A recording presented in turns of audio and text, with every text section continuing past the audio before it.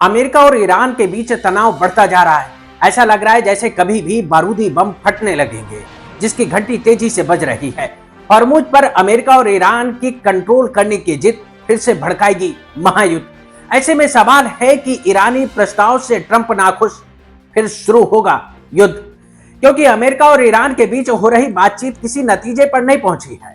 हालात ये हैं कि दोनों देशों के बीच जंग शुरू होने से लेकर सीज फायर के ऐलान तक जिन मुद्दों पर टकराव था वो आज भी बना हुआ है। नमस्कार दोस्तों, मैं गंगा प्रसाद, आप देख रहे हैं वॉच न्यूज। ऐसे में आशंका बढ़ गई है कि हॉर्मुज पर विनाशकारी जंग कभी भी शुरू हो सकती है। इसके संकेत अमेरिकी राष्ट्रपति ट्रंप ने फॉक्स न्यूज से बातचीत करते हुए दिए, जब उन्होंने कहा कि ईरान के साथ युद्ध विराम बेहद कमजोर स्थिति में है। उन्होंने इसकी तुलना ऐसे मरीज से की जिसकी बचने की संभावना सिर्फ 1% हो, यानी कि अमेरिका और ईरान के बीच पीस डील वेंटिलेटर पर आखिरी सांस ले रही है, क्योंकि अमेरिकी राष्ट्रपति ट्रंप ने ईरान की तरफ से भेजे गए प्रस्ताव को सिरे से खारिज कर दिया है। जिस पर ट्रंप ने कहा, मैंने ईरान के प्रतिनिधियों का जवाब पढ़ा, मुझे ये बिल्कुल पसंद नहीं आया, इसे किसी कीमत पर स्वीकार नहीं किया जा सकता है।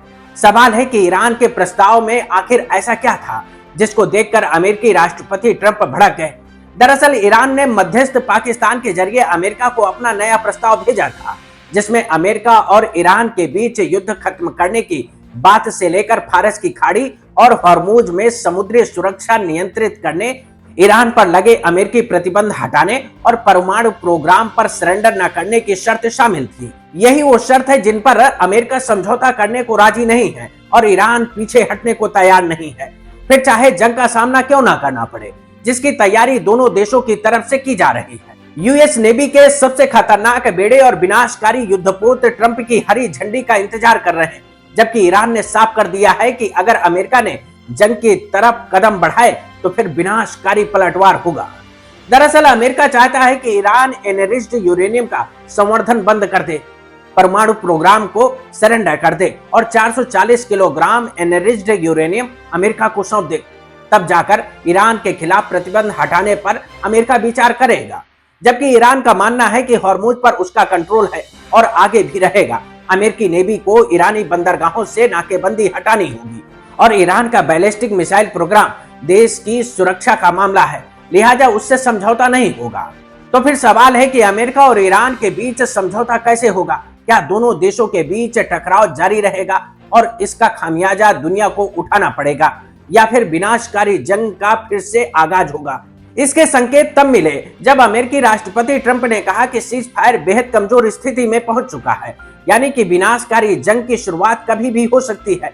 जबकि इजराइल के प्रधानमंत्री नेतन्याहू पहले ही टिप्पणी कर चुके हैं कि ईरान के खिलाफ अभी जंग खत्म नहीं हुई है। इस पर ईरान ने पलटवार करते हुए कहा कि ईरानी जनता के खिलाफ कार्रवाई करने वालों से हिसाब बराबर नहीं हुआ है।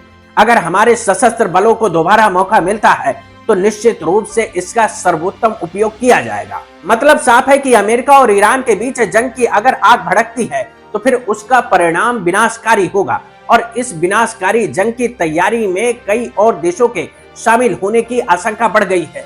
खबर है कि ब्रिटेन और फ्रांस दोनों अमेरिका के ऑपरेशन फ्रीडम का हिस्सा बन सकते हैं, जबकि लिथुआनिया ने अंतरराष्ट्रीय समुद्री सुरक्षा मिशन में शामिल होने के लिए मंजूरी दे दी है। क्या इसीलिए अमेरिकी राष्ट्रपति ट्रंप ने कहा कि हॉर्मुज पर ऑपरेशन फ्रीडम शुरू करने पर विचार कर रहे हैं? क्योंकि अमेरिका दावा कर रहा है कि इस ऑपरेशन का मकसद हॉर्मुज में फंसे जहाजों को सुरक्षित बाहर निकालना है, जबकि ईरान के उप विदेश मंत्री काजेम गरीबाबादी ने हॉर्मुज को लेकर अमेरिका और यूरोप को सीधी धमकी दी है। उन्होंने कहा कि अगर किसी दूसरे देश ने हॉर्मुज की सुरक्षा में दखल देने की कोशिश की तो उसे तुरंत और निर्णायक जवाब दिया जाएगा। युद्ध हो या शांति, हॉर्मुज की सुरक्षा सुनिश्चित करना सिर्फ ईरान का अधिकार है। ईरान किसी भी देश को इस मामले में हस्तक्षेप नहीं करने देगा। फ्रांस और ब्रिटेन अपने युद्धपोतों को क्षेत्र में भेजने की तैयारी कर रहे हैं। जहाजों की सुरक्षा के नाम पर विदेशी युद्धपोतों की तैनाती वास्तव में क्षेत्र का सैन्यीकरण बढ़ाने की कोशिश है। तो क्या ईरान के खिलाफ दबाव बढ़ाने की रणनीति है या फिर हॉर्मुज पर सैन्य ऑपरेशन चलाने की तैयारी है? जो भी हो, लेकिन अमेरिका और ईरान के बीच जारी टकराव से एनर्जी क्राइसिस दुनिया में बढ़ चुका है।